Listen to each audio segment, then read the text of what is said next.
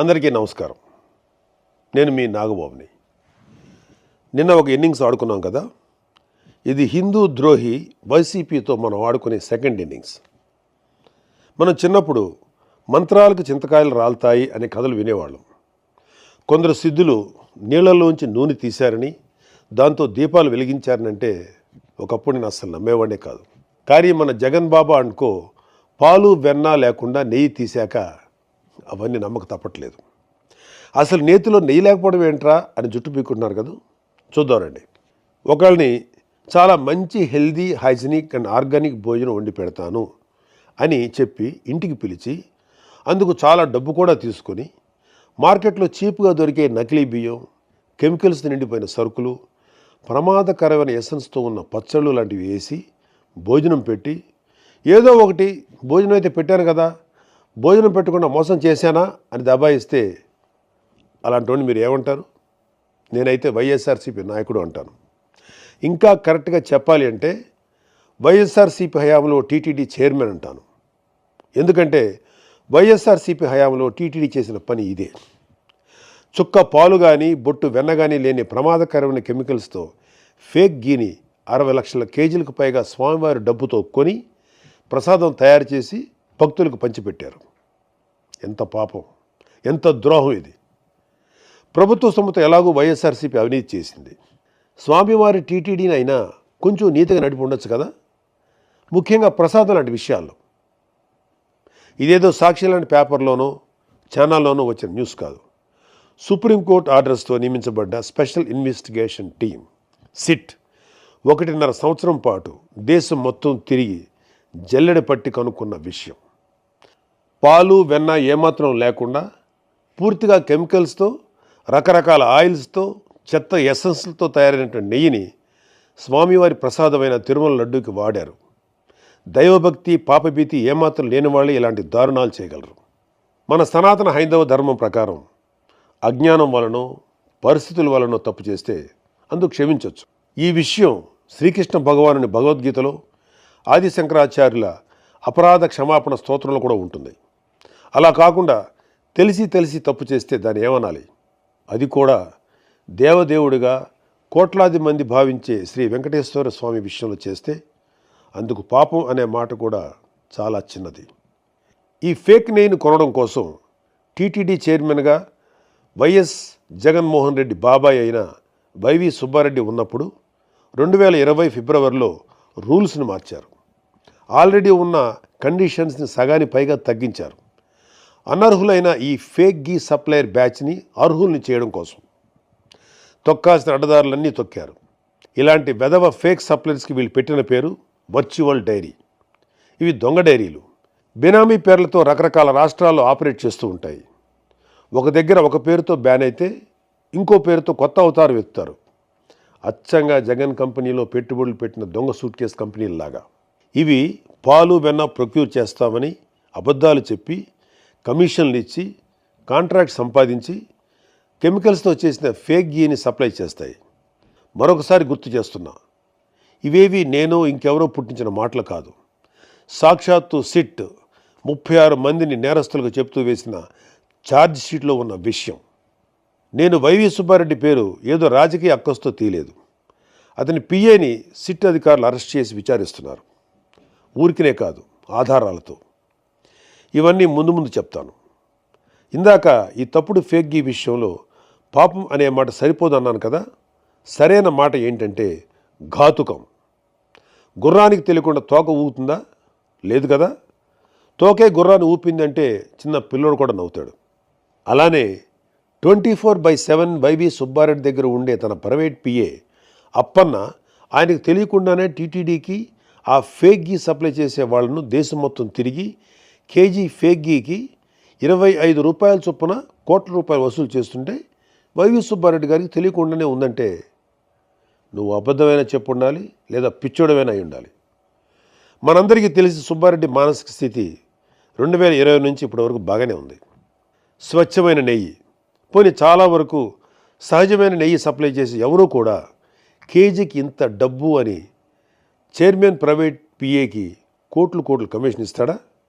ఒక private PA అయిన అప్పన్నని జైల్లో పెట్టిన సిట్ 36 మందిని నేరస్తులుగా ఛార్జ్షీట్లో పెట్టిన సిట్, మొత్తం 250 కోట్ల రూపాయల స్కామ్ జరిగింది అని చెప్పిన సిట్ ఎందుకు అప్పటి చైర్మన్ వైవి సుబ్బారెడ్డి పేరును ఛార్జ్షీట్లో పెట్టలేదు, అసలు జైల్లో ఇంకా ఎందుకు పెట్టలేదు అని రోజు జనాలు అడుగుతున్నారు.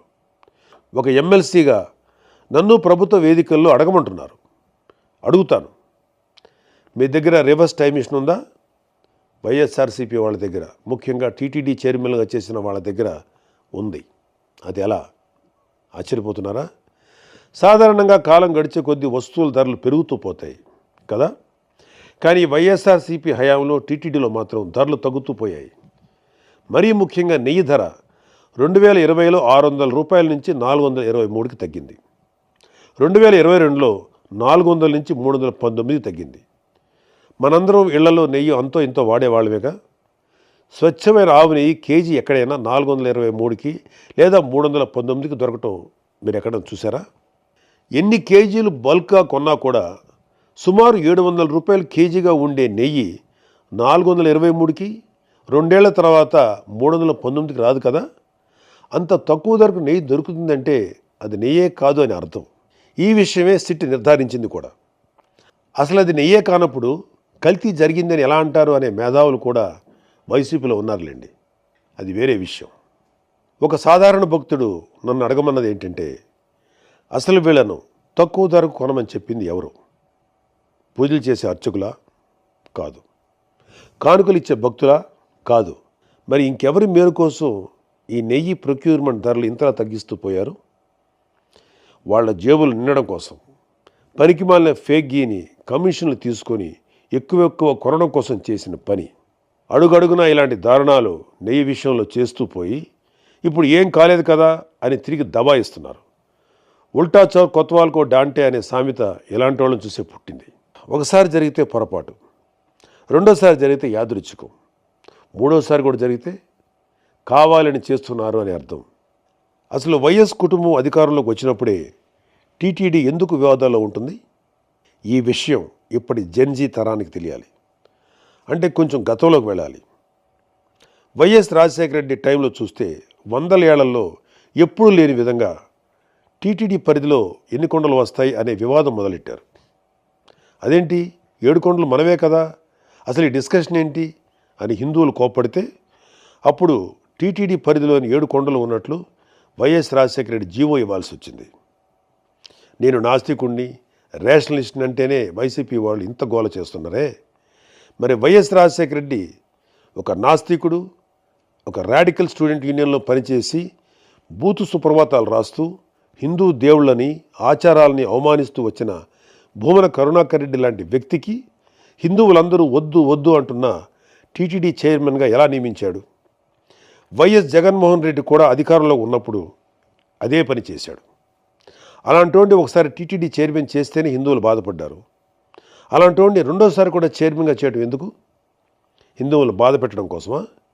వైఎస్ రాజశేఖర రెడ్డి, జగన్మోహన్ రెడ్డి వంశపారంపర్యంగా క్రైస్తవులు. మనది లౌకిక దేశం.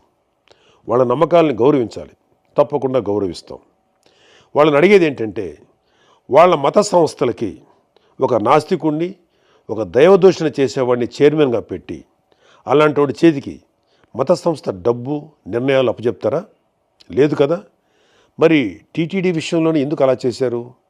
ఇలాంటి నిర్ణయాల వల్ల కదా ఇవాళ దారుణమైన కెమికల్స్తో, ఏవేవో ఆయిల్స్తో నిండిన ఫేక్ గీ టీటీడీ ప్రస్తావనలోకి వచ్చింది. గతం భవిష్యత్తుకు దిక్సూచి అవ్వాలి. ఎలాంటి వాళ్ళు వ్యవస్థలు నడిపించారనే విషయాలు ఇప్పటి తరానికి తెలియాలనే ఇవన్నీ చెప్తున్నాను తప్ప ఎవరిని నొప్పించడానికి కాదు. ఇప్పుడు వైఎస్ఆర్సీపీ వాళ్ళు చెప్పే అతిపెద్ద అబద్ధానికి వద్దాం. సిట్ తన ఛార్జ్షీట్లో ఆ ఫేక్ గీలో ఎలాంటి యానిమల్ ఫ్యాట్ లాంటి పదార్థాలు లేవు అని చెప్పేసింది అని వాళ్ళ నీలి మీడియాలో రాసుకుంటున్నారు, చెప్పుకుంటున్నారు. నిజంగా కొవ్వు లాంటి పదార్థాలు లేకపోతే సంతోషమే. కానీ ఇక్కడ మనం జాగ్రత్తగా నిజాలు తెలుసుకోవాలి, రాబట్టుకోవాలి. మరొకసారి ఇలాంటి తప్పు జరగకుండా చూసుకోవాలి. 2024లో ఎన్డీడీబీ సిఐఎల్ఎఫ్ నివేదికలో ఏముంది అంటే, నెయ్యి కల్తీ జరిగిన మాట వాస్తవం అని చెప్తూ అలా జరగడానికి 5 కారణాల్లో 4 కారణాలుగా beef tallow, pig fat, fish oil లాంటి పదార్థాలు ఉండటం అని స్పష్టంగా చెప్పింది. ఇప్పుడు వచ్చిన సిట్ ఛార్జ్ షీట్లో ఎక్కడా కూడా ఎన్డీడీబీ సిఐఎల్ఎఫ్ నివేదిక తప్పు అని చెప్పలేదే. చెప్పుంటే మేము కూడా అమ్మాయి అనుకునేవాళ్ళం. సిట్ ప్రస్తుతం ఎన్డీఆర్ఐ ద్వారా చేయించింది లార్డ్ అంటే పందికొవ్వు టెస్ట్ మాత్రమే. అది కూడా 10% కంటే తక్కువ ఉంటే మేము చెప్పలేము అనిందే తప్ప ఇతిమిద్దంగా లేదు అని తేల్చలేదు. లేదు అని తేల్చుంటే మాకన్నా సంతోషపడేవాళ్ళు ఇంకెవరూ లేరు. ఇప్పుడు జరిగింది nuclear DNA based PCR test మాత్రమే. ఇంకా ఎంటీడిఎన్ఏ బేస్డ్ టెస్ట్ జరగాలి. ఎన్డీడీబీ రిపోర్ట్లో చెప్పిన అన్ని జంతు పదార్థాలకు జరగాలి. అప్పుడే ష్యూరిటీ శాంక్టిటీ ఎస్టాబ్లిష్ అవుతాయి. పవన్ కళ్యాణ్ గారు కానీ చంద్రబాబు నాయుడు గారు కానీ శ్రీ వెంకటేశ్వర స్వామి మీద అచంచల విశ్వాసం, భక్తి, గౌరవం కలిగిన వాళ్ళు. జగన్లాగా గౌరవం ఉందని చెప్పి డిక్లరేషన్ పైన సంతకం చేయని బాపుతు కాదు. వాళ్ళిద్దరూ మాట్లాడింది ఎన్డీడీబీ సిఐఎల్ఎఫ్ రిపోర్ట్ ఆధారంగానే. అది ఒక జాతీయ స్థాయి సంస్థ అయిన ఆ రిపోర్ట్ని వాళ్ళు ప్రజలకు చెప్పారు. అంతే తప్ప ఎప్పుడో 2029లో వచ్చే ఎన్నికల కోసం 2024 సెప్టెంబర్లో ఆరోపణలు చేస్తారా? ఏమైనా అర్థం ఉందా? అసలు మన ప్రభుత్వం, ప్రజలు కోరుకునేది ఒకటే. అసలు ఎందుకు టీటీడీ రూల్స్ చేంజ్ చేసి అనర్హులకు కాంట్రాక్ట్ ఇచ్చింది అని, ఫేక్ గీతో ఎందుకు స్వామివారి ప్రసాదం తయారు చేశారు అని, స్వామివారి సేవలో ఉంటూ డబ్బు 250 కోట్ల స్కామ్ ఎందుకు చేశారు? ఇవన్నీ అపచారాలు కాదా? వీటిలో ఒక్కదానికైనా వైఎస్ఆర్సీపీ నాయకుల దగ్గర సమాధానం ఉందా? లేదు. ఎంతసేపు సిట్ ఛార్జ్ షీట్లో ఉన్న ఒక సగం టెస్ట్ రిపోర్ట్ని మాత్రమే చెప్పి తప్పించుకోవాలనే తాపత్రయం తప్ప జరిగిన పాపాల పట్ల చిన్న బాధ కూడా లేదు. అది ఇంకా దారుణం. సిట్ మరింత వేగంగా, ఎఫెక్టివ్గా విచారణ, అన్ని రకాల టెస్టులు చేసి ఈ ఫేక్ గీ విషయంలో పాత్రధారులతో పాటు సూత్రధారులను కూడా అరెస్ట్ చేయడంతో పాటు శిక్షలు కూడా పడేలా చేయాలని ఎమ్మెల్సీగా కంటే ఒకటి సగటు భారతీయుడిగా కోరుకుంటున్నాను. నేను చివరగా ఒకే ఒక మాట చెప్తాను. దేవదేవుడైన వెంకటేశ్వర స్వామి జోలికి వచ్చి ఆ దేవుడి సొమ్ము తిన్న వాళ్ళు ఎవరూ కూడా బాగుపడినట్లు చరిత్రలో లేదు. స్వామివారికి ద్రోహం చేసిన వైసీపీనే కాదు, మేము హిందువులమని చెప్పుకుంటూ ఆ పార్టీని వెనకేసుకొచ్చే ప్రతి ఒక్కడు తల్లి పాలు దాగి రొమ్ము గుద్దే హిందూ ద్రోహులే. ఈ మాట నేను నా ధర్మాన్ని గౌరవిస్తూ ఇతర ధర్మాలను ఏనాడు కించపరిచిన ఒక హిందువుగా, ఒక భారతీయుడిగా చెప్తున్నాను. జై హింద్.